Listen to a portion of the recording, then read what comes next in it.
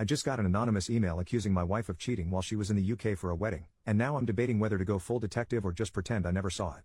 I, 47M, have a comfortable and fulfilling life. I have a job I truly enjoy, I live in a nice suburb, and I'm blessed with 3 wonderful children, 8M, 6F, 4F, and a lovely wife Emily, 45F.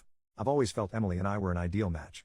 However, a recent email I received has seriously threw me off and planted a seed of doubt in my mind. Emily lived in the UK between 2010 and 2015, during which time she pursued a PhD. Because she lived there so long, she developed many close friendships and has made it a point to return every couple of years to maintain those ties. This past August, she traveled to the UK for 3 weeks to attend the wedding of one of her close friends. After some consideration, we agreed that it would be best for me and the children to remain at home, as I could not take that much time away from work, and the children were unlikely to find much enjoyment in such an event. Emily departed, returned as expected, and life returned to normal for us. Last week though, I received an email on my work email address. It was supposedly from the wife of Emily's friend, I'll call him Jake, 44M. According to this woman, she has a very strong reason to suspect that Jake and Emily engaged in an affair. She listed off her suspicions, noting Jake had picked Emily up from the airport, spent considerable time at her hotel, and how the two of them frequently went out to dinner alone. She even included pictures of my wife's earrings that she said she found in Jake's pockets when she was doing the laundry and pictures of a lipstick stain on his shirt. The color is one I recognize as something Emily often wears. There is some other evidence she listed off. For the sake of conciseness I will not include them here. All this was a lot to absorb, and for a while I thought it was some sort of joke, so I tried my best to ignore it, but it kept coming back into my mind. I remember that before her trip, my wife would talk to all her friends there. I don't know if this email is influencing my memory, but I think she probably spoke with Jake the most. Additionally, I know Emily never liked Jake's wife, though I can't say why. I've never pried into Emily's phone or social media accounts before, but I feel very tempted to now. However, I know I'd feel terrible if I looked and found nothing. Also, if I start acting suspicious, wouldn't she just delete everything out of fear of being found out? I am unsure of how to move forward and would welcome any guidance on handling this. The best I can currently come up with is asking to see her phone immediately after confronting her about it so as to not give her no time to delete anything, though part of me thinks this would upset her and potentially not even show anything. So would it be wrong of me to ask my wife to see her phone after I got an email accusing her of cheating? Edit, I forgot to include, my wife no longer has these earrings. She wasn't wearing them when she returned, and when I asked, she said she lost them. First update, 10 days later, a few hours after sharing my first post, I confronted Emily and she actually confirmed my fears. She claims she's in love with Jake and can't live a lie any longer. She still claims to love me and the kids but says she can't stay with us any longer. According to her, she was waiting for a better time to tell me and the children. Apparently, this has been going on since March, with Jake flying out here occasionally and Emily secretly meeting him. We're getting divorced. Emily is moving to the UK soon. She confirmed that in August, in addition to the wedding, she attended a job interview, and she's set to start around the new year. She's already applied for a British visa. She plans to live with Jake once she moves. As for custody, Emily is voluntarily surrendering her chance of full custody. She doesn't want to uproot the kids, so they'll stay here in Canada with me. There's a part of me that appreciates that decision, but there's also the part that is astonished at how easily she's walking away. She wants to pay child support, but I'd rather raise my children without her financial influence. That said, the court will likely insist on support, regardless of my feelings. Emily is also seeking structured visitation rights, which, given the circumstances, will likely be granted. Based on what I've been told, the court generally leans toward arrangements that allow both parents to maintain relationships with the children, even when one is relocating to a different country. The lawyers are still working out the details, so I'm not exactly sure what to expect yet, but it seems she'll have visitation during school breaks and holidays, with the possibility of virtual calls in between. I've been keeping things as amicable as possible, and the more cooperative I am, the more Emily seems to agree with my demands. We're also discussing the future of our home. Emily has expressed a desire to sell the property and divide the proceeds. While I am reluctant to part with the family home, it is unlikely I have much of a choice since it was bought during our marriage. For now, our lawyers are still working through the details, and no final decisions have been made. Given the situation, it could be a good while before we reach a resolution at all. In the meantime, I've been advised not to make any major financial moves. As much as I want to stay here with the children, I know selling is most likely inevitable. As of this writing, Emily is in an Airbnb and Jake has flown here to stay with her. They plan on traveling to the UK at some point in the near future. My lawyer tells me that adultery isn't grounds for special treatment when it comes to custody or property division. Therefore, it won't influence how assets are divided unless marital funds are directly involved. Emily likely used money from her personal account. Unless it can be proven she used our joint finances to fund the affair, it's unlikely this will make any difference in court. I have been in regular communication with Jake's soon-to-be ex-wife, Eleanor, primarily through email, and more recently we've spoken over the phone a few times.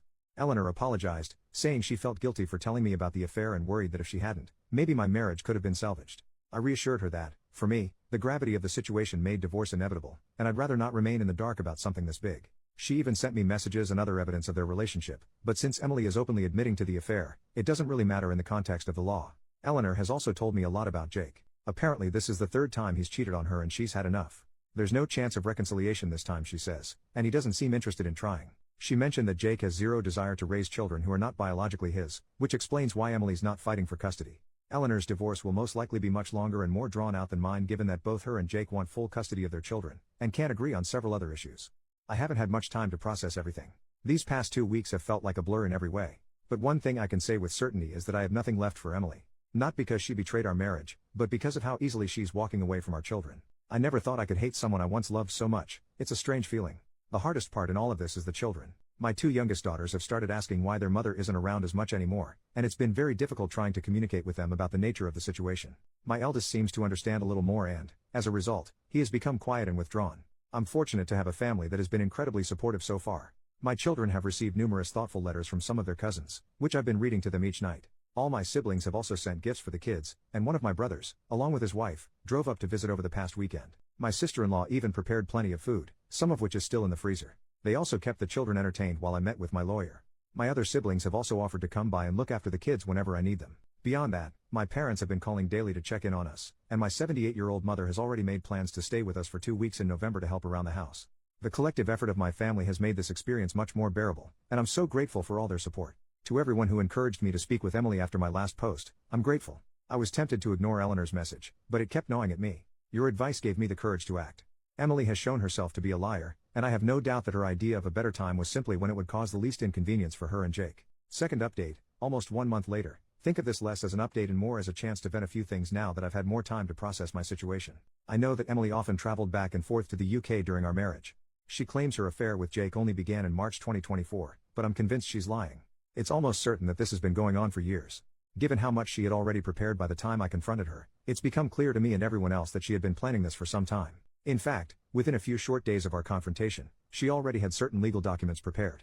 Additionally, Jake arriving in Canada shortly after I confronted Emily, made it clear that they had planned for her to tell me roughly around this date in advance. It makes sense that Emily was well prepared and was just waiting for things to be better lined up for herself. After all, she'd long since applied for her visa, secured a job, secretly appraised her car, our family car, though it was under her name, and sent personal items with Jake to the UK during his secret visits, all right under my oblivious nose.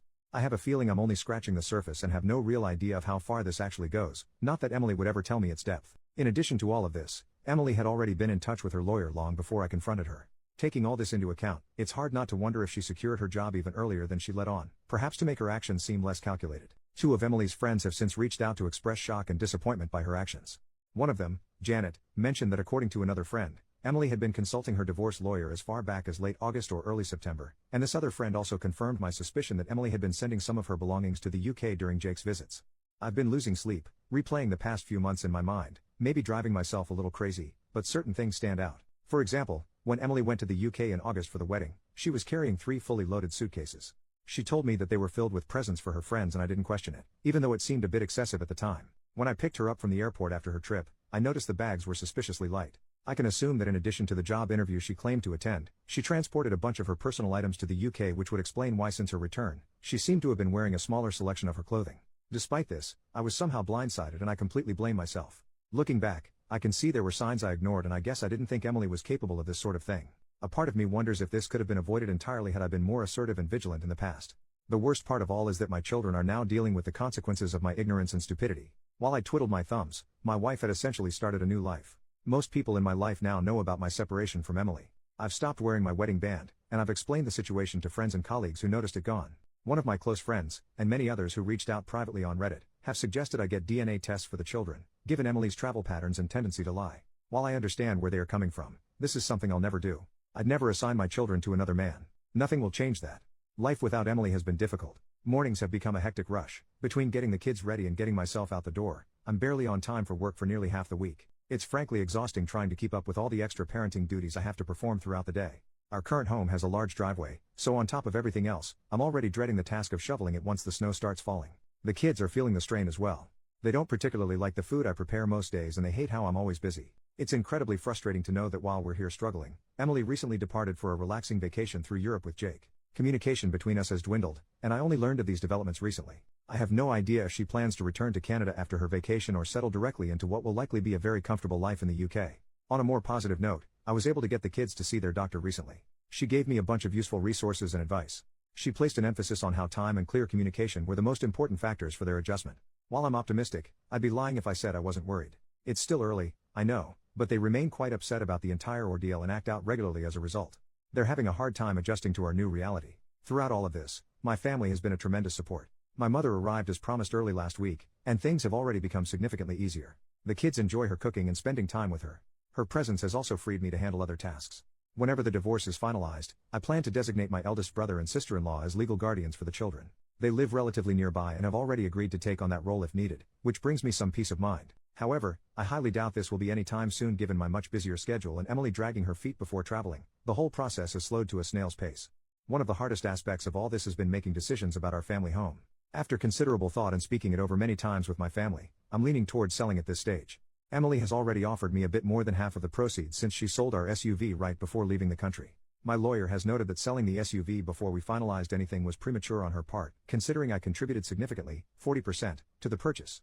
He thinks I have strong grounds to seek reimbursement elsewhere in our asset division, which aligns with Emily offering more of the house. Getting more than half seems fair, given that I contributed about 65 to 70% of the down payment and monthly mortgage payments. As I mentioned above, the family SUV was registered in only her name. However, I covered about 40% of its costs, so it's frustrating she sold it unilaterally. As I've learned over the past several weeks, my sedan is too snug for the kids and inconvenient for my mother to duck in and out of when she runs errands. So I'll need to trade it for something larger. In return, Emily has graciously insisted I keep the furniture and appliances, least she can do, I suppose. As much as part of me would like to stay in our current home, it's probably better for us to move. Part of me hopes this will help us avoid future interference from Emily, though in reality, she's just as likely to interfere no matter where we are. I've been looking at townhouses closer to my place of work, which would cut down my commute and place us near a well-rated school. However, my sisters brought up that moving the kids now would mean changing schools and losing their friends, which would be yet another big change for them. An alternative option is that we move to a smaller, more manageable house close to our current one. This would reduce my workload and allow the kids to stay at the same school. Regardless of which option we choose, the idea of a new home without Emily's memory is appealing. Our current home's location is yet another example of how foolish and short-sighted I've been.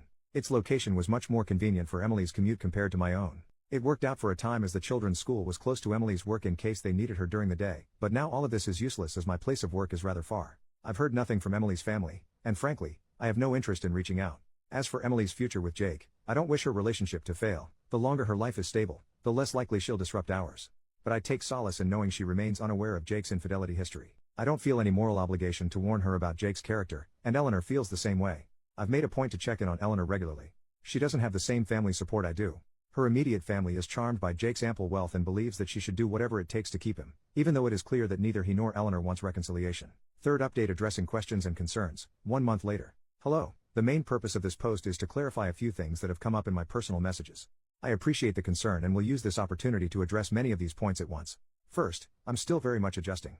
I've accepted the situation, though I still feel bitter about it now and then.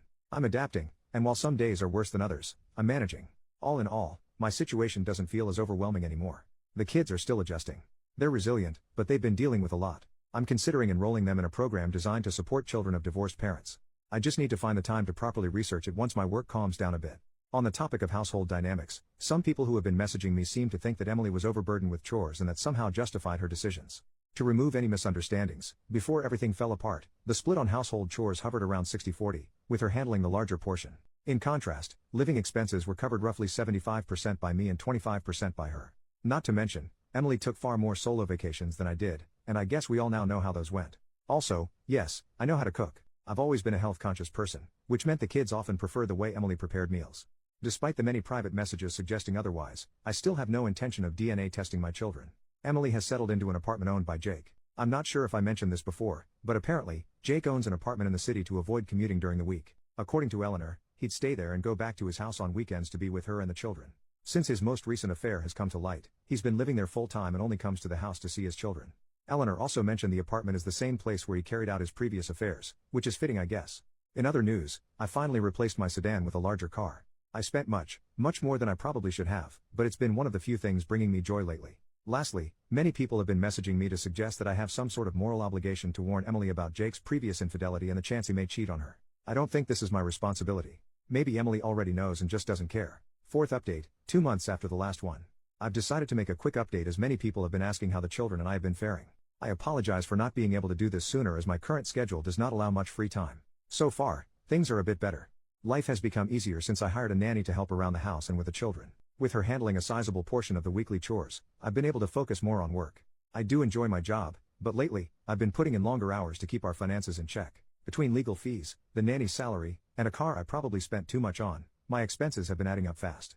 The longer hours mean I see less of the kids, but I tell myself it's temporary. I try to make time for them on the weekends I'm not working, but even that's been difficult. They're adjusting slowly, though I know it'll be a long time before things feel even relatively normal if they ever do. I'm still figuring out where we'll live long term. At this stage, the house will almost certainly be sold, and I want a place for myself and the kids that has no connection to Emily. Over the past few weeks, I've been speaking with Eleanor less and less. Part of it is my schedule, but mostly, I just don't see the point. Talking to her only reminds me of how good I had it before. The most important and annoying reason, however, is that Eleanor has decided to remain with Jake. She claims that he respects her, somehow, and has shown commitment to their family despite still being with Emily. According to her, he has demonstrated this commitment by prioritizing their children over his new relationship and by respecting her space. It is jarring, considering how just a few months ago, she was adamant about going through with the divorce, yet now, she's cancelled these plans entirely. Then again, maybe I shouldn't be surprised. By her own admission, this isn't Jake's first affair, and she's always forgiven him in the past. Emily still lives in an apartment Jake owns, while Eleanor remains in the family home with her children. Jake splits his time between the two, staying at the apartment during the week and coming home on weekends and sporadic weeknights. At the very least, Eleanor has made it clear that Emily isn't allowed in the family home, and Jake seems to respect that.